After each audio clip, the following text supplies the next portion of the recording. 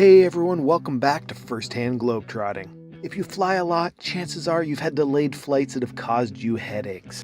Sometimes the delays are short and don't bother us much, but when they start getting longer, they can be a huge inconvenience.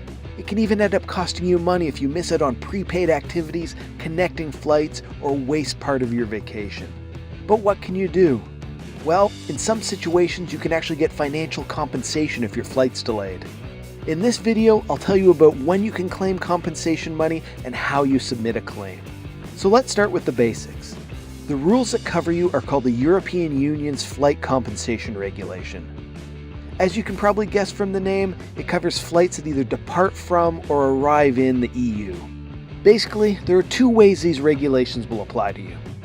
First is if you depart from either an EU airport or an airport in a country that is signed on to the treaty. So that's the EU countries along with others like Iceland, Liechtenstein, Norway, or Switzerland. Second is if you arrive at an EU airport on an EU-based airline. And of course, if your flight is between two EU airports, then you're definitely covered.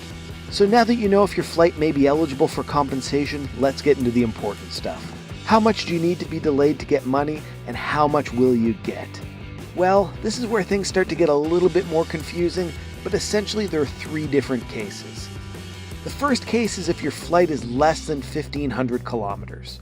If the flight is delayed 2 hours or more, you're entitled to 250 euros in compensation. The second case is a flight within the EU of greater than 1,500 kilometers, or a flight that either starts or ends outside the EU that's between 1,500 and 3,500 kilometers. If the flight is delayed 3 hours or more, the compensation is 400 euros. The third case is a flight greater than 3,500 kilometers that either starts or ends outside the EU.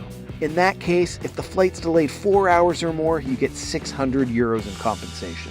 So basically, just figure out which of those three cases applies to you, and you'll know how much compensation you can get.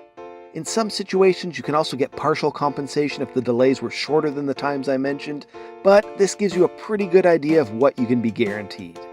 And one thing that you need to keep in mind is that if there were extraordinary circumstances outside the airline's control, you won't be able to get any compensation. Those include things like weather, security, political instability, or anything else that's completely outside the airline's control. So what do you do if your flight's delayed and you're entitled to some compensation? Well, the first step is contacting the airline and asking for it. Make sure to be specific and show them that you know the rules and what you're entitled to. In my experience, the airlines are going to do everything they can not to pay you. I submitted a claim to TAP Air Portugal for a delayed flight from the US to Portugal. Initially, they tried to convince me I wasn't eligible for any compensation and lowballed me with a $200 TAP travel credit. Of course, I didn't accept their offer.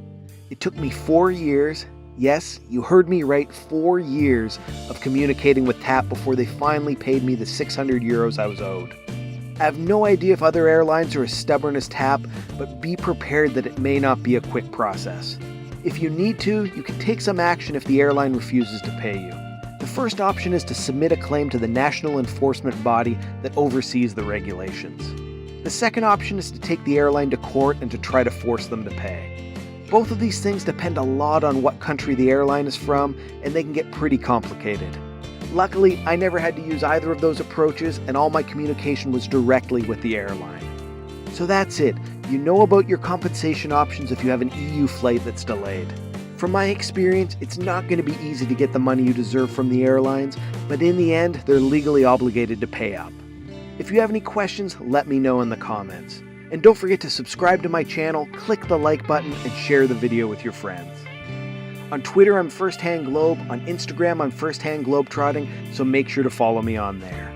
And don't forget, it's an incredible world out there, so pick up your passport and do some first-hand globetrotting of your own.